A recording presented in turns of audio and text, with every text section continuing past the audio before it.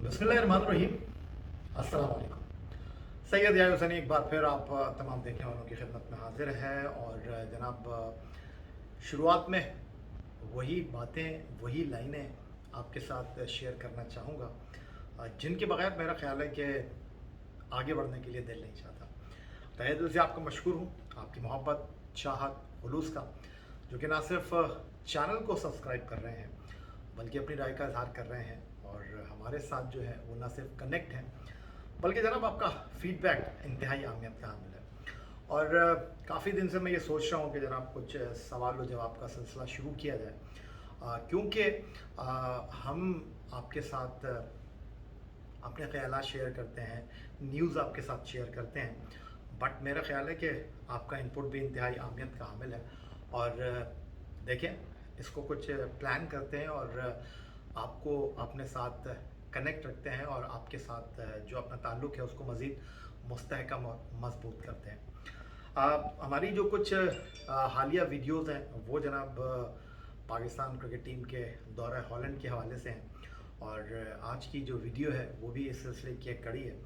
और थंबनेल से आपने अंदाज़ा किया होगा कि हैदर अली जो है उनकी पाकिस्तान टीम में वापसी हो रही है और ऐसी खबरें आ रही हैं, अगरचे मोहम्मद वसीम जो पाकिस्तान क्रिकेट बोर्ड की सिलेक्शन कमेटी के सरबराह हैं, उन खिलाड़ियों में शामिल हैं जिन्होंने अपने पहले टेस्ट मैच में सेंचुरी बनाने का एजाज़ हासिल किया।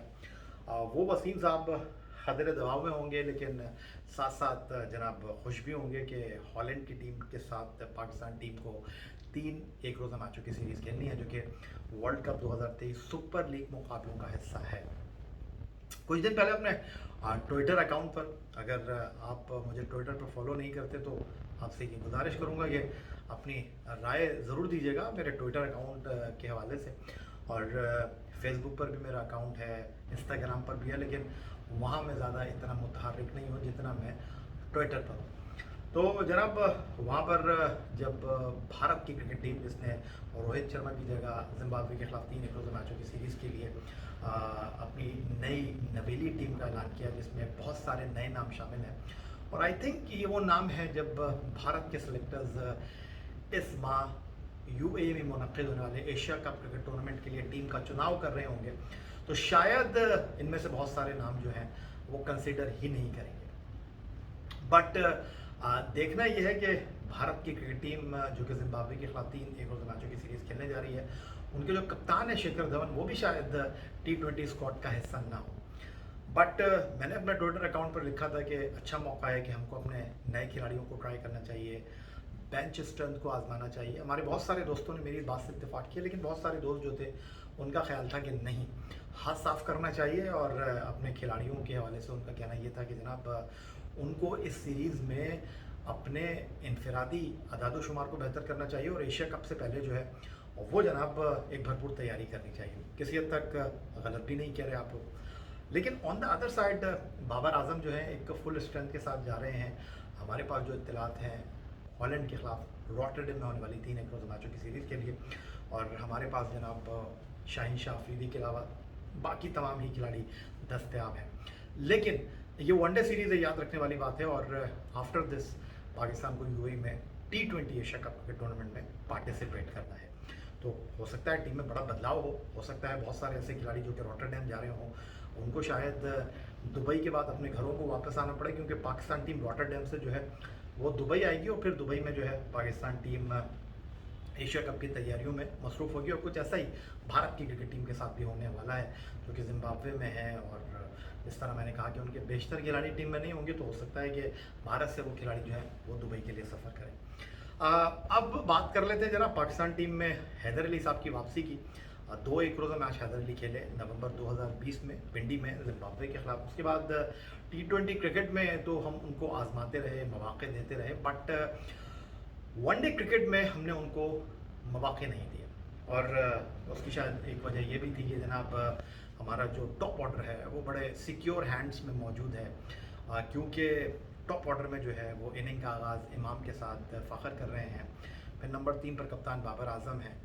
लेकिन हमारा मिडल ऑर्डर जो है वो स्ट्रगल कर रहा है, चाहे वो वनडे क्रिकेट हो, चाहे T20 क्रिकेट हो, चाहे टेस्ट क्रिकेट हो। और अब अभी हालिया दौरे श्रीलंका उसकी एक ज़बरदस्त मिसाल है, जहां हमने अपने बैटिंग ऑर्डर को शफल किया, वहां पर हमने नए खिलाड़ियों को मौका दिया आगा सलमान की शक्ल में, लेकिन हमारा जो मिडल ऑर्डर है वो दागे मुफारिकत दे जाता है। और हमें अपने मिडल ऑर्डर को, चाहे टेस्ट क्रिकेट हो, चाहे वनडे क्रिकेट हो, चाहे T20 क्रिकेट हो, उसमें सुधारने की ज़रूरत है, उसमें एतमाद देने की ज़रूरत है, और इस मिडल ऑर्डर को जो है वो इस्तेहकाम देने की ज़रूरत है। अब हम हैदर अली को तो लेकर आ रहे हैं, जो पाकिस्तान सुपर लीग में पेशावर ज़ल्मी के लिए खेलते हैं, लेकिन हैदर अली जो है और वो भी जनाब टॉप ऑर्डर के बल्लेबाज हैं और एग्रेसिव किस्म के बैट्समैन हैं। तो मैं ये सोच रहा था कि ला तो रहे हैं आप हैदर अली को, और उनके हवाले से जनाब सोच विचार चल तो रही है कि उनको टीम में लेकर आना है, और मोस्ट प्रोबेबली वो आ रहे हैं इफ्तिखार अहमद की जगह, जिनको सेंट्रल कॉन्ट्रैक्ट में नहीं रखा गया। सेंट्रल कॉन्ट्रैक्ट में आपने नहीं रखा तो बहुत सारे वो जहन थे सेंट्रल कॉन्ट्रैक्ट बनाने के हवाले से, जो कि जनाब टीम का चुनाव करते हैं, तो इफ्तिखार नहीं है। हमने वेस्ट इंडीज़ के ख़िलाफ़ सीरीज़ में जनाब मिडल ऑर्डर में हारिस को ट्राई किया, फेलियर। रिजवान को हमने मौका दिया, वो स्ट्रगल कर रहे हैं T20 के अलावा टेस्ट एंड वनडे क्रिकेट में। हैदर अली को अगर हम लेकर आते हैं तो मोस्ट प्रोबेबली फिर वो 4 पर खेलेंगे। खुशदिल शाह हैं, वो नंबर 6 पर बल्लेबाजी करने के लिए आएंगे।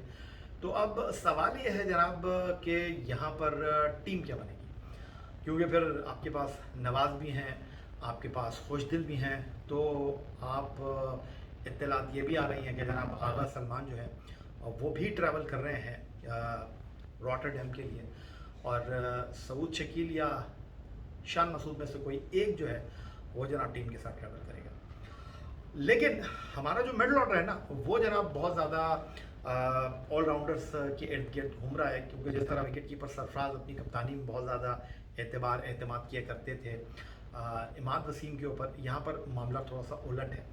और बाबर आजम साहब जो हैं, उनका एतमाद और एतबार जो है वो बहुत ज़्यादा नवाज़ के ऊपर है, और किसी हद तक नवाज़ ने दौरा श्रीलंका में 5 विकेट की परफॉर्मेंस के साथ न सिर्फ अपने एतमाद को बढ़ाया है, बल्कि वेस्ट इंडीज़ की सीरीज़ में वो एक मैच के बेहतरीन खिलाड़ी भी करार पाए थे। तो वो वक्तन फ़वक्तन जो है अपनी मौजूदगी का एहसास दिला रहे हैं, और बाबर आजम जो उनके ऊपर एतमाद कर रहे हैं किसी हद तक जो है, और वो उसको ढारस भी दे रहे हैं।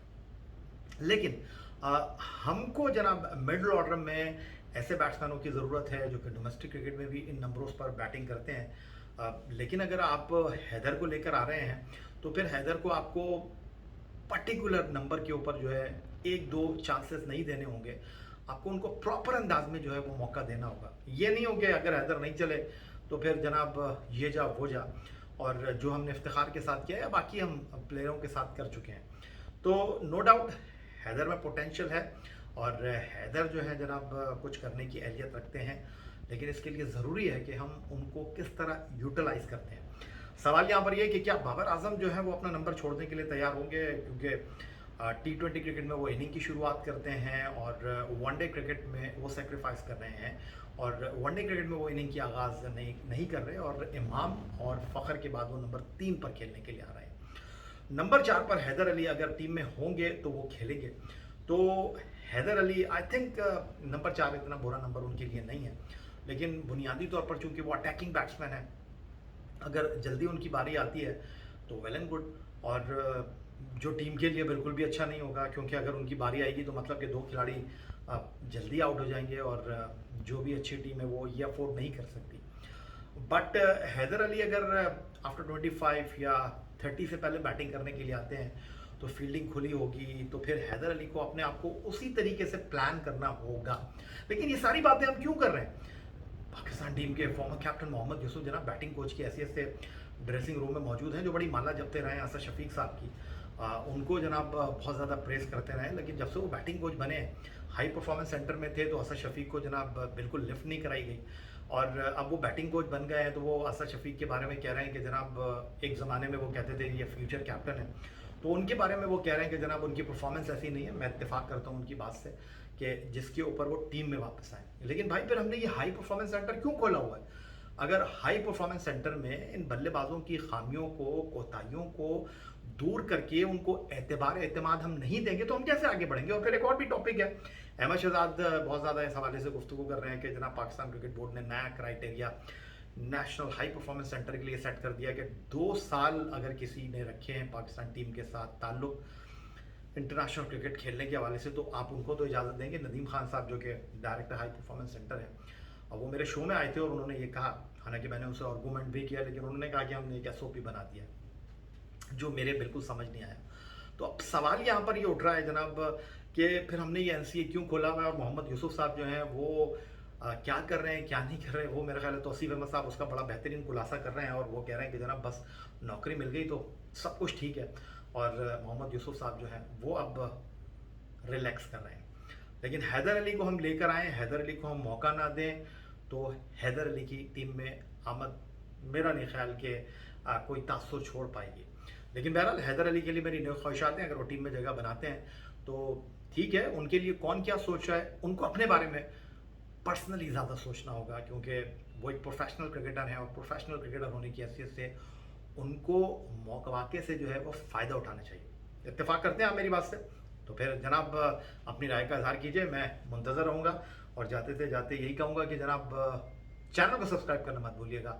अगली वीडियो तक के लिए सैयद यार हुसैनी आपसे इजाज़त चाहेगा। अपना बहुत ख्याल रखिएगा। पाकिस्तान जिंदाबाद। अल्लाह हाफ़िज़।